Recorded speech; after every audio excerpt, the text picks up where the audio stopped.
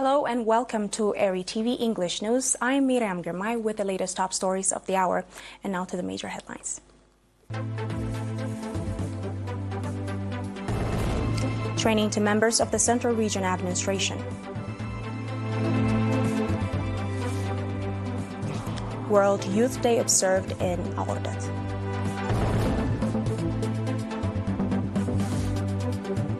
Beijing slaps sanctions on U.S. defense weapons manufacturer.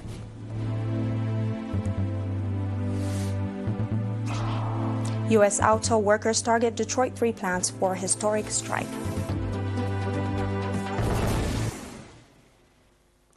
The Central Region Administration, in cooperation with the Eritrean Center for Organizational Excellence, provided training in various vocational fields for 349 of its members, including 105 females in Mbatkala.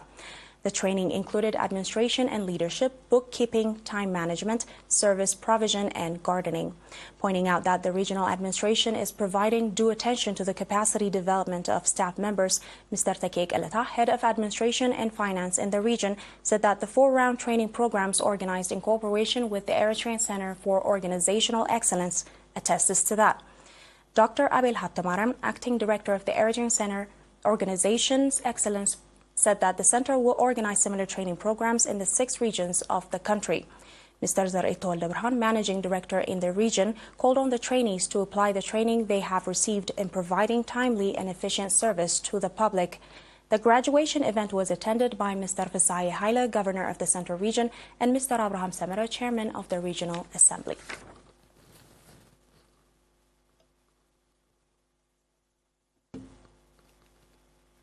World Youth Day was observed in Aorda City at a regional level on September 9th.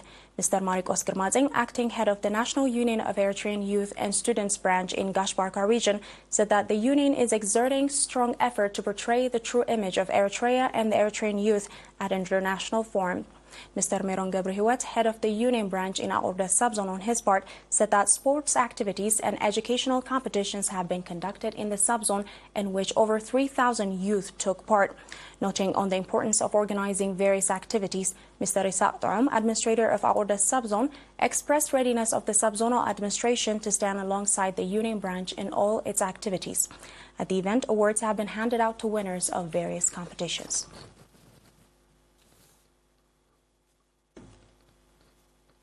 This has been everything for our local news. I'll be back with the international news after this short break. Stay tuned.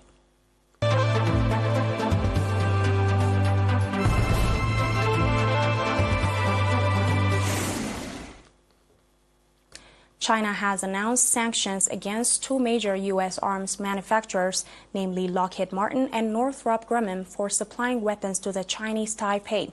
Chinese Foreign Ministry spokeswoman Mao Ning said at a press briefing today, despite China's firm opposition, the U.S. government is determined to provide weapons to Taiwan, seriously harming China's sovereignty and security interests.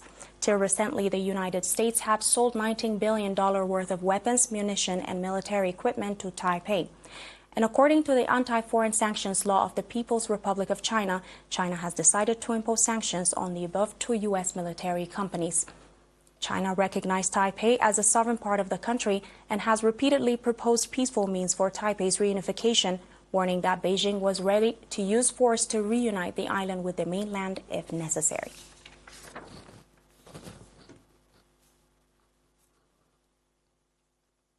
The United Auto Workers Union said on Thursday, September 14th, that workers would walk off the job at 3 Detroit 3 factories at midnight, setting up the most ambitious U.S. industrial labor action in decades. The president of the UAW laid out plans for the unprecedented walkouts at General Motors, Ford, and Chrysler U.S. operations in a Facebook Live address. The strikes involved a combined 12,700 workers will take place at assembly plants that are critical to the production of the Detroit 3's most profitable vehicles. A long UAW strike threatens to spread economic turmoil as suppliers and other industries that depend on the automakers see demand dry up.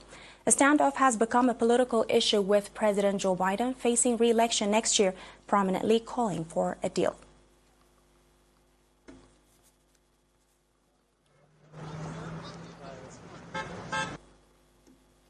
This was everything for tonight, and now a little reminder of the news headlines.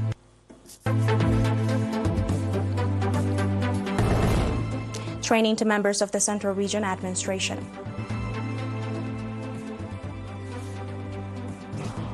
World Youth Day observed in Aurdet.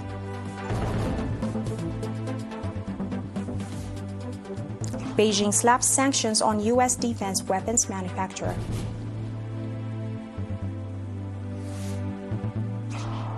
U.S. auto workers target Detroit 3 plants for historic strike.